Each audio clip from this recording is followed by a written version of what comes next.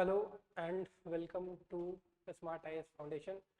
हम लोग डिस्कस करेंगे सिविल सर्विसेज के पर्सपेक्टिव से one of the most important current affairs जो बहुत टाइम से न्यूज़ में था, बट 1 जुलाई को जो नया क्रिमिनल कोड है, जो नया क्रिमिनल लॉज है, जो 3 नए लॉज जो पास किए गए थे उसका इम्प्लीमेंटेशन शुरू हो गया है।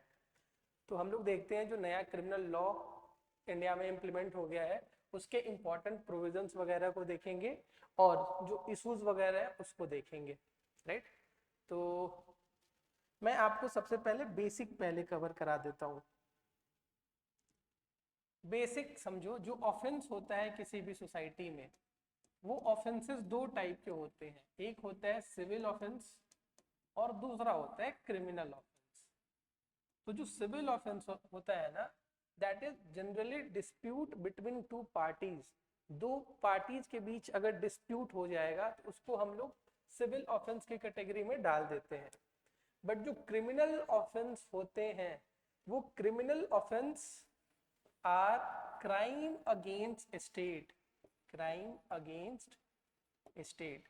और इसको रेगुलेट करने के लिए, क्रिमिनल ऑफेंसेस को रेगुलेट करने के लिए हर कंट्री में, हर सोसाइटी में जो लॉज होती हैं उनको कहते हैं क्रिमिनल लॉज या क्रिमिनल कोड कहते हैं। जो सिविल ऑफेंस होती हैं उनके लिए हमारे पास सिविल लॉज या सिविल कोड्स वगैरह होती हैं। जैसे आप सबने अपने लाइफ में एक टर्म जरूर सुना होगा, आईपीसी। अब ये आईपीसी क्या है? IPC was Indian penal code.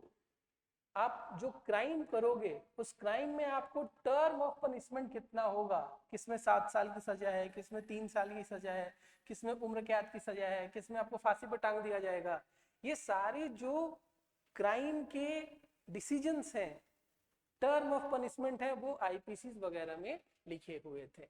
Interestingly IPC 1860 में बनाया गया था। अब ये बनाया क्यों गया था ये बात भी समझो। 1857 में रिवॉल्ट होता है, 1860 में नया क्रिमिनल कोड बनता है। तो जो ये कोड बनाया गया था, इस कोड बनाने का ऑब्जेक्टिव ये नहीं था कि इंडिया को modern legal system, modern judicial system से इंट्रोड्यूस किया जाए। एम ये था कि जो ब्रिटिशर्स का होल्ड है, जो ब्रिटिशर्स का होल्ड है, जो क्राउन का कंट्रोल है इंडियन टेरिटरी के ऊपर, उसको और स्ट्रॉन्ग किया जाए, राइट। और हम लोग 1947 में इंडिपेंडेंस मिलता है। फिर हम 2024 के 1 जुलाई को नया क्रिमिनल कोड इंप्लीमेंट करते हैं। न्यू कोड को हम लोग इंप्लीमेंट करते हैं। 1947 से लेके अब तक कई बार ये डिमांड आया कि जो ये हमारा आईपीसी है, ये इंडिया के सोशल, इकोनॉमिक, पॉलिटिकल रियलिटी को रिफ्लेक्ट नहीं करता है, इसको चेंज कर देना चाहिए। बट हमने उसको चेंज नहीं किया बिकॉज ऑफ सब ऑब्वियस रीजंस वगैरह। 2024 में हमने नया क्रिमिनल कोड इंप्लीमेंट कर दिया है, जिसको लेके बहुत सी बातें हैं, बहुत से इंपॉर्टेंट क्लॉजेज हैं जिनको लेके डिस्प्यूट्स हैं, उसको हम लोग डिस्कस करेंगे। तो ये तो बेसिक था। चलो, तो जो हमारे पास नया क्रिमिनल कोड आया है, उन तीनों क्रिमिनल कोड के नाम शुद्ध हिंदी में एकदम गवर्नमेंट ने रखा है। सबसे पहला है BNS, that is the Bharatiya Nyaya Sanhita, which will replace your IPC. Indian penal code था जिसको 1860 में बनाया गया था, उसको रिप्लेस कर रहा है हमारा बीएनएस। फिर हमारे पास जो सेकंड कोड है, दैट इज भारतीय नागरिक सुरक्षा संहिता, दैट इज बीएनएसएस। ये सीआरपीसी को रिप्लेस करेगा। The third one is your भारतीय साक्ष्य अधिनियम, जो इंडियन एविडेंस एक्ट को रिप्लेस करेगा। तो ये 3 एक्ट कौन कौन से? बीएनएस, बीएनएसएस एंड भारतीय साक्ष्य अधिनियम। एम आई राइट? भारतीय साक्ष्य अधिनियम, ये इसको रिप्लेस किया है। अब सबसे पहली बात आपको एग्जाम पॉइंट ऑफ व्यू से, ये सारा डिस्कशन हमारा एग्जाम पॉइंट ऑफ व्यू से ही है। क्योंकि जो न्यूज है वो आप तक तो पहुंच गई होगी। व्हाट इज इंपॉर्टेंट कि कंटेंट आप हमें दे दो, मतलब आप तो ये एक्सपेक्ट करते हो ना सर कंटेंट हमें दे दो कि हम एक अच्छा आंसर्स लिख पाए। तो अच्छे आंसर्स लिखने के लिए हमने आपके पास कंटेंट दे दिया है। सबसे पहला ये है कि जो नया कोड हमें चाहिए था उसके पीछे रीजंस क्या क्या है। तो first of all you need to understand कि सोसाइटी के जो नॉर्म्स होते हैं, सोसाइटी के जो वैल्यूज होते हैं, वो टाइम के साथ चेंज होते जाते हैं। जैसे होमोसेक्सुअलिटी 1860 में कोई बात भी नहीं करता था, 1960 में लोग बात करते थे बट झिझक के करते थे, 2024 में सोसाइटी इसको एक्सेप्ट करती है। Environmental concerns, environmental crimes, privacy की बातें, ये सारी बातें टाइम के साथ इवॉल्व होती हैं, सोसाइटी टाइम के साथ चेंज करती है। तो जो आपका लॉज है बेटा, ये भी टाइम के साथ अगर चेंज नहीं करेगा, अगर ये लॉज सोसाइटी की रियलिटीज को रिफ्लेक्ट नहीं करेंगी, सोसाइटीज के एक्सपेक्टेशंस को रिफ्लेक्ट नहीं करेंगी, तो ये लॉज विल बी यूजलेस हो जाएंगे ये सारे के सारे, राइट। तो ये जरूरी है कि टाइम के साथ आप अपना लॉज अपडेट करते रहिए। दूसरा ये फैक्टर है कि there has been technological advancement हुआ है, हमारे पास 5G आ गई है, हमारे पास आर्टिफिशियल इंटेलिजेंस आ गया है, हमारे पास साइबर क्राइम जैसी चीजें आ रही हैं जो एक नया डायमेंशन है क्राइम में। मतलब एक लैपटॉप के साथ चोरी कर लिया, that is what part of cyber crime. अब ये बात अगर मैं आपको 1860 में बोलूं कि एक लैपटॉप से आप चोरी कर लोगे, तो लैपटॉप तो खैर था ही नहीं। तो ये सारी चीजें टाइम के साथ इवॉल्व की हैं, और जो टेक्नोलॉजी ने नए नए चैलेंजेस प्रोवाइड किए हैं उनको एड्रेस करने के लिए भी हमें नया कोड चाहिए था। उसके बाद जो जो लॉज में लूप होल्स थे, जो लॉज में गैप्स थे, उन गैप्स को भी भरना बहुत जरूरी था, इसलिए भी हमें नया कोड चाहिए था। जैसे हमने बैंक के 9,000 करोड़ रुपए उठा के चल दिया टिकट टू लंदन, जो लीगल लूप होल्स था उसको एक्सप्लोर वगैरह करके। तो ये है। उसके बाद जो अगला फैक्टर है जो ये कह रहा है कि हमें नया लॉ क्यों चाहिए था, उसके पीछे एक थियोरेटिकल जो बेसिस है सेंस ऑफ जस्टिस की, वो ये एक फैक्टर है कि जस्टिस का जो प्रिंसिपल है वो ये कहता है टाइम के साथ लॉज को इवॉल्व करना पड़ेगा, fairness must be introduce, fairness must be hold in your justice delivery system, वरना फिर चीजें मीनिंगलेस हैं।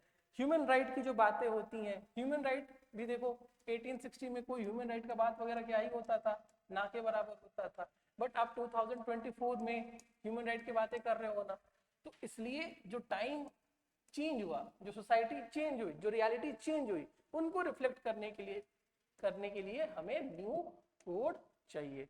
उसके बाद पब्लिक सेफ्टी एंड सिक्योरिटी, जैसे टेररिज्म जैसी चीजें हैं, ऑर्गेनाइज्ड क्राइम जैसी चीजें हैं, इनके लिए भी एक होलिस्टिक लॉ चाहिए, इसलिए हमने नए कोड की बातें की थी। उसके बाद जो साइंटिफिक और मेडिकल एडवांसमेंट है उसके लिए भी हमने उसको भी रिफ्लेक्ट करने के लिए हमें एक नया कोड चाहिए। जैसे आज आप झूठ बोलोगे पकड़े जाओगे, आज आप एविडेंस छिपाओगे तो भी पकड़े जाओगे, फॉरेंसिक वगैरह इतनी स्मार्ट हो गई है, इतनी हाईटेक हो गई है कि आप पकड़े जाओगे, फिनेंशियल ट्रांजैक्शन आपके पकड़े जाएंगे।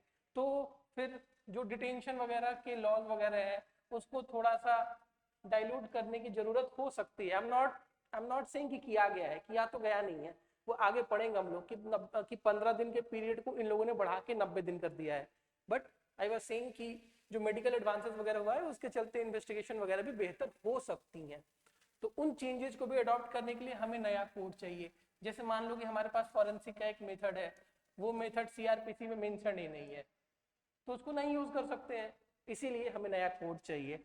फिर ग्लोबलाइजेशन की जो बातें हैं, जो इंटरनेशनल स्टैंडर्ड वगैरह है, ह्यूमन राइट के जो नॉर्म्स वगैरह हैं, इन्वायरमेंटल कंसर्न वगैरह है, उनको एड्रेस करने के लिए हमें नया कोड चाहिए था। तो अब आपके मेंस में अगर वो बोलेगा कि रीजंस बताओ कि हमें नया कोड क्यों चाहिए था, तो आप यहाँ से कट कॉपी पेस्ट मारना, काम खत्म हो जाएगा। लास्ट जो है वो ये है कि लॉ इन्फोर्समेंट के प्रोसेस को, लीगल जो मैकेनिज्म है, जो पूरा का पूरा लीगल इकोसिस्टम है, उसको चेंज करना ताकि वो और ज्यादा जस्टिस के करीब जा पाए, वो और ज्यादा सिटीजन्स के बेटरमेंट के लिए काम करे, हमें लॉ चेंज करना चाहिए टाइम टू टाइम। जैसे अगर आप इंडिया के केस में देखोगे तो इंडिया का जो पूरा जुडिशियल सिस्टम है, जजेस के अपॉइंटमेंट से लेके केसेस के इन्वेस्टिगेशन से लेके फाइनल डिसीजन तक बेटा हर स्टेप पे there are issues. For example there are concerns related to under trials. Cases की पेंडेंसी ऑलमोस्ट 4 करोड़ के ऊपर है. पुलिस में रिफॉर्म की भी बातें होती हैं और पुलिस में रिफॉर्म तो बहुत जरूरी है. तो इन्हीं सब फैक्टर्स के चलते गवर्नमेंट ने डिसाइड किया था कि हम लोग नया क्रिमिनल कोड लेके आएंगे जो सोसाइटी की रियलिटीज को रिफ्लेक्ट करेगा और जिसको इंडिया के पार्लियामेंट ने बनाया होगा. तो अब हम लोग वो इंपॉर्टेंट क्लॉजेस देख लेते हैं, जो इंपॉर्टेंट क्लॉजेस देखेंगे हम लोग जो बीएनएस वगैरह में या बीएनएसएस वगैरह में इंट्रोड्यूस किया गया है.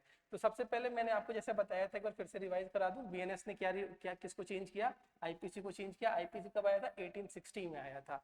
फिर जो बीएनएसएस है हमारा भारतीय नागरिक सुरक्षा संहिता जो है, उसने सीआरपीसी को रिप्लेस किया, 1973 में बनाया गया था. और जो हमारा साक्ष्य अधिनियम है, भारतीय साक्ष्य अधिनियम जो है, ये इंडियन एविडेंस एक्ट को सुपरसीड करता है जो 1872 में पास किया गया था. सोच के देखो 2024 की इंडिया इंडिपेंडेंस के ऑलमोस्ट 70 साल से ऊपर होने के बाद भी हम किसके बेसिस पे चल रहे थे, हम चल रहे थे 1860s के लॉ पे. और बहुत से तो ऐसे प्रोविजंस थे ना आईपीसी के जिसको यूके ने खुद हटा दिया. मतलब वहां की जो स्टेट है, वहां की जो पार्लियामेंट है, वो खुद इन लॉ को रिपील कर लिए, इंडिया में फिर भी चल रहा था. तो वही सारी इश्यूज थी जिसके चलते बात हुई कि अब आप हमें नया दे दो भाई. ठीक है, तो हमने डिस्कस किया हिस्टोरिकल कॉन्टेक्स्ट वगैरह. हिस्टोरिकल कॉन्टेक्स्ट मैंने आपको बताया कि 1857 के जो रिवॉल्ट था, उसके बाद 1860 में लॉज लाया गया. क्यों लाया गया? ऑब्जेक्टिव कभी भी बेटरमेंट ऑफ इंडियन पीपल नहीं था, कभी भी नहीं था कि हम इंडियन पीपल को एक नया मॉडर्न जुडिशियल सिस्टम दे दें. बस ये था कि जो क्राउन का कंट्रोल है वो और बेहतर हो जाए. नीड फॉर अपडेट में मैंने आपको 9 पॉइंट डिस्कस कर दिया है. जो चेंजेज है उसको देख लेते हैं. और इंडिया में कोई चेंज होगा और उससे रिलेटेड कंसर्न नहीं होगा या उसका कोई क्रिटिसिज्म नहीं होगा, ये तो पॉसिबल ही नहीं है ना. तो वो क्रिटिसिज्म भी देखेंगे, कंसर्न्स भी देखेंगे. सबसे पहला जो क्लॉज है दैट इज द क्लॉज 69, जो ये कहता है अगर आपने सेक्सुअल इंटरकोर्स किया है बाय यूजिंग डिसाइडफुल मींस तो उसके लिए आपको 10 ईयर का पनिशमेंट है और फाइन भी है. अब डिसाइडफुल मींस में क्या आ गया? डिसाइडफुल मींस में एम्प्लॉयमेंट का नाम लेके, प्रमोशन का नाम लेके, इंड्यूसमेंट का नाम लेके या आइडेंटिटी को सप्रेस करके. आइडेंटिटी सप्रेस करना इज रिलेटेड टू योर, आप सबने ये टर्म सुना होगा, लव जिहाद, ये उससे रिलेटेड है. और अगर आपने सेक्सुअल इंटरकोर्स किया by using deceitful means, deceitful means क्या होता है मैंने बता दिया, और by the false promise of marriage, तो भी आपको 10 साल के लिए जेल जाना पड़ सकता है. तो फॉल्स प्रॉमिस ऑफ मैरिज भी इसमें इंक्लूड है. फिर उसके बाद हमारा क्लॉज 103 है, जो अगर रेस, कास्ट और कम्युनिटी के आइडेंटिटी के बेसिस पे अगर मर्डर होता है तो उसको अलग से क्राइम हमने कैटेगराइज किया है अंडर क्लॉज 103. अब इसको लेकर सुप्रीम कोर्ट ने 2018 में बोला था, जब मॉब लिंचिंग बहुत ज्यादा हो रहा था, कि गवर्नमेंट को कानून बनाना चाहिए, उसी को यहाँ पे रिफ्लेक्ट किया गया है. देन वी हैव टेररिज्म से रिलेटेड जो लॉज हैं, जो ऑर्गेनाइज्ड क्राइम से रिलेटेड लॉज थे. पहले क्या होता था, टेररिज्म के लिए या ऑर्गेनाइज्ड क्राइम के लिए हमारे पास सेपरेट लॉ हुआ करते थे.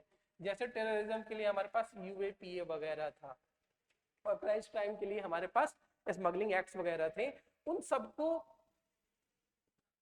सबको मिक्स करके हमने क्लॉज 111 सब क्लॉज 1 में kidnapping, robbery, extortion, cyber crimes वगैरह को, ह्यूमन ट्रैफिकिंग वगैरह को इंट्रोड्यूस किया है अपने बीएनएस के क्लॉज 111 सब क्लॉज 1 में.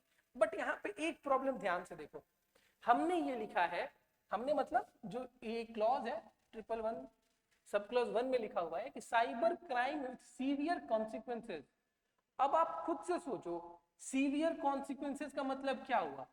मेरे पास 2 रुपए है, तुमने मेरे 2 रुपए चुरा लिए ऑनलाइन फ्रॉड करके, मेरे पास तो कुछ नहीं बचा ना. बट मेरे पास 200 करोड़ रुपए है, तुमने 1 करोड़ चुरा भी लिया, तो मेरा क्या हुआ? तो ये सीवियर कॉन्सिक्वेंसेज जैसे जो फ्रेजेस हैं, ये सब्जेक्ट टू मल्टीपल इंटरप्रिटेशन है, और ये टर्म्स जो है वो एम्बिग्यूअस है और इससे दिक्कत आ सकती है. फिर नेक्स्ट क्लॉज की बात करोगे 304 सब क्लॉज 1, जिसमें स्नैचिंग वगैरह को एज अ डिस्टिंक्ट क्राइम माना गया है, 3 साल की जेल हो सकती है। उसके बाद जो जो जो जो लीगल प्रोविजंस था आईपीसी का, उसी फैशन में भी हमने बीएनएस को भी ऑर्गेनाइज किया है, लिखने का तरीका वगैरह ऑलमोस्ट सेम है। बट जो सबसे इंटरेस्टिंग बात बेटा हुई है वो ये है कि जो विमेन से रिलेटेड क्राइम है, जिसके लिए चैप्टर 5 था, विमेन से रिलेटेड क्राइम को हमने एक अलग चैप्टर में डाला, चैप्टर 5 में वो पहले आता है rather than crimes against state, जबकि आईपीसी में इसका उल्टा होता था। इसका मतलब हम विमेन के क्राइम को, विमेन से रिलेटेड जो क्राइम है, जो ऑफेंसेस है, उसको ज्यादा इंपॉर्टेंस दे रहे हैं as compared to the crime against state. यहाँ पे भी बहुत इंटरेस्टिंग होने वाला है, आपको मजा आने वाला है। देखो,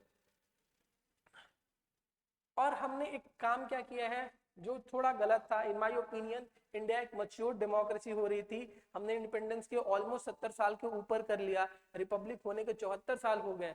उस 74 साल की एक मैच्योर डेमोक्रेसी के साथ उम्मीद ये थी कि पुलिस की पावर को कम किया जाए इंडिया जैसी सोसाइटी में, जहां पे जो हमारा लीगल अवेयरनेस है वो थोड़ा कम है, थोड़ा कम क्या एक्चुअली बहुत कम है। गांव में भी अगर आप जाओगे तो पुलिस के नोटिस आने से लोग डर जाते हैं। तो जो लीगल रेमेडी है वो बहुत ज्यादा डिसेंट्रलाइज्ड नहीं है, it is still elite notion.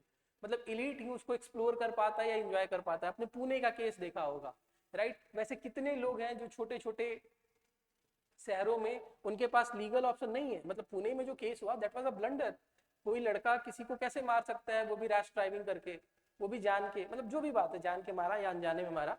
अगर उसको उस केस में बेल मिल सकती है तो तुम सोच के देखो, मैं बहुत से ऐसे लोगों को जानता हूँ जो मेरे गांव में या मेरे इलाके से हैं, जिन्होंने छोटे छोटे क्राइम किए हैं, दो घर के आपस के झगड़े में 6-6 महीने से जेल में बंद है, राइट? तो ये सारी चीजें हैं। तो बीएनएस में एक प्रोविजन ये है, बीएनएस में जो प्रोविजन था वो हमने देखा, एक दो और देखेंगे। अभी जो हमारा सीआरपीसी का एक प्रोविजन हुआ करता था, सीआरपीसी का एक प्रोविजन हुआ करता था 167 सबसेक्शन 2, जिसमें ये कहता था कि पुलिस आपको 15 दिन के जुडिशियल, पुलिस को जो कस्टडी मिलेगी वो कितने दिन की मिलेगी, 15 डेज की कस्टडी मिलेगी, ताकि पुलिस अच्छे से इन्वेस्टिगेट कर पाए। बट अब क्या किया गया है कि जो 15 दिन का टाइम पीरियड था फॉर पुलिस कस्टडी, उसको एक्सटेंड करके 90 डेज किया गया है। और पुलिस कस्टडी में बेटा कुछ भी हो सकता है। उसके बाद जो हमने बीएनएसएस में या भारतीय साक्ष्य अधिनियम में जो चेंजेस किया है, उस चेंजेस करने के पीछे जो हमारा कोर एम था, कोर ऑब्जेक्टिव था, that was to have a victim centric approach. मतलब जो पूरा इन्वेस्टिगेशन है, जो पूरा ट्रायल का प्रोसेस है, वो विक्टिम को सेंटर में मान के करे, क्रिमिनल को सेंटर में नहीं माने, प्रोसीजर को सेंटर में नहीं माने। किसको सेंटर मानेगा? विक्टिम सेंट्रिक अप्रोच को करने की जरूरत है। और इसके लिए हमने बहुत टाइट टाइमलाइंस इंट्रोड्यूस किए हैं कि आपको इतने दिन में इन्वेस्टिगेशन पूरा करना है पर्टिकुलर केस में, इतने दिन में ट्रायल पूरा हो जाना चाहिए, इतना दिन अपील वगैरह डिस्पोज हो जाना चाहिए। यही सब बातें हमने की। उसके बाद पहले क्या हुआ करता था कि कुछ केसेस छोड़ के, टेररिज्म वगैरह के केसेस छोड़ के, जनरली क्या होता था कि अगर जो एक्यूज्ड है वो एब्सेंट है, वो नहीं है, तो हियरिंग नहीं होती थी, तो ट्रायल वगैरह नहीं चलता था, ठीक है? बट अब उसको हटा दिया गया है। अगर एक्यूज्ड एब्सेंट भी है, even in that case trial चल सकता है। अब क्रिटिसिज्म इसका ये है कि नेचुरल जस्टिस की जो थियरी है उसमें थोड़ा बहुत ये डिबेट आता है कि जब भी आप ट्रायल चला रहे हो तो जो एक्यूज्ड है उसका प्रेजेंस जरूरी है, नहीं तो खुद को डिफेंड कैसे कर पाए, राइट? ये सारी बातें हैं। बट इंडिया में कुछ ऐसे भी तो लोग हैं, क्राइम किया, टिकट लिया, चल दिया लंदन, आएंगे ही नहीं, राइट? उन लोगों को पनिश करने के लिए जरूरी था ट्रायल इन एब्सेंसिया को इंट्रोड्यूस करना। उसके बाद बेल रिलेटेड प्रोविजन में चेंज करने हैं, हालांकि this is not important for you, reason being कि ये पॉलिटी की क्लास है, लॉ की क्लास नहीं है, तो don't get into that detail कि आपको सब पढ़ना है, राइट? आपको सीआरपीसी, मेरे जबान से अभी भी सीआरपीसी निकलती है, मतलब बीएनएसएस या बीएनएस के प्रोविजंस को पढ़ने की जरूरत नहीं है। जो न्यूज में है, जो इस वीडियो में कवर किया गया है, जो इस लेक्चर में कवर किया गया है, उतना ही है। एक और बहुत इंटरेस्टिंग चीज ये हुई है कि कम्युनिटी सर्विस को एज अ पनिशमेंट बताया गया है। जैसे मान के चलो अपने आपने कुछ स्मॉल ऑफेंसेस किए, जैसे मान लो छोटी मोटी चोरियां हो गई, या फिर कुछ और डिफेमेशन जैसे हो गया, या किसी पब्लिक सर्वेंट को काम करने से रोकने के लिए सुसाइड करने की कोशिश कर ली। तो इन छोटे छोटे जो क्राइम्स है ना, उसके लिए community service as a punishment introduce किया गया है। अब पॉजिटिव ये है कि अब छोटे क्राइम के लिए भी जेल भेज दोगे, जेल ऑलरेडी बहुत ज्यादा मतलब ओवर ऑक्यूपाइड है, तो कम्युनिटी सर्विस करा लो। बट फिर प्रॉब्लम ये है कि कम्युनिटी सर्विस क्या है, डिफाइंड ही नहीं है, और जब डिफाइंड नहीं होगा तो जजेस के ऊपर ये रिस्पॉन्सिबिलिटी आ जाएगी उसको इंटरप्रेट करने की। फिर जज तुमसे ऐसे भी लिखवा सकता है। बात समझ में आया कि नहीं आया? तो उसके बाद जो रेप रिलेटेड लॉज है उसमें भी चेंजेस किया गया है। जो माइनर वाइफ्स हैं, पहले आईपीसी में इनको एक्सेप्शन माना गया था, बट अब रेप के लॉज 18 इयर्स के नीचे, चाहे वो आपकी वाइफ हो या फिर नहीं हो, फिर उसको भी किस कैटेगरी में रखा गया है, रेप लॉज की कैटेगरी में ही रखा गया। What I am trying to say, जो रेप के लॉज थे पहले ये वाइफ्स को एक्सक्लूड कर देते थे जिनकी एज 15 to 18 हुआ करती थी, अब उसको भी ले लिया गया है, उसको भी रेप लॉ के अंदर ले लिया गया, which is a good move by the government. उसके बाद मॉब लिंचिंग से रिलेटेड, मॉब लिंचिंग क्या होती है, भीड़ आती है, एक आदमी को मारपीट के ऊपर पहुंचा देती है, ऊपर मतलब पीट पीट के उसको डेथ के वर्ज पे पहुंचा देती है, उसको मॉब लिंचिंग बोलता है। ह्यूमन राइट का जो सबसे घटिया फॉर्म, जो सबसे घटिया वायलेशन हो सकता है, जो डेमोक्रेसी के लिए सबसे खराब हो सकती है, जो लीगल सिस्टम के लिए सबसे शर्मसार करने वाली घटना हो सकती है, that is your mob lynching. तो मॉब लिंचिंग के लिए भी हमने अलग से लॉज वगैरह बनाए हैं। और स्पीडी ट्रायल मैंने बताया, टाइमलाइन दिया गया है, वीडियो कॉन्फ्रेंसिंग वगैरह को भी इंट्रोड्यूस किया गया है। सिडिशन को लेके बहुत इंपॉर्टेंट और बहुत इंटरेस्टिंग चेंज हुआ है। सिडिशन को लेके जो चेंज हुआ है वो ये है कि पहले राजद्रोह हुआ करता था, अब हमने उसको नाम बदल दिया, देशद्रोह कर दिया, राइट।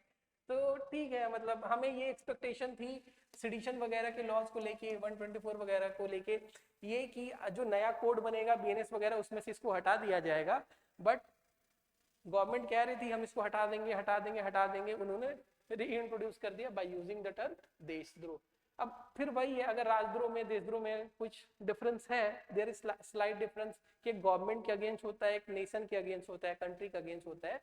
राजद्रोह is related to your government, whereas देशद्रोह is related to your country. तो ठीक है, थोड़ा सा थियोरेटिकल डिफरेंस तो है, बट अगेन वही कंसर्न रह जाएगा कि जैसे फ्रीडम ऑफ एक्सप्रेशन वगैरह के अगेंस्ट इसको माना जाता है।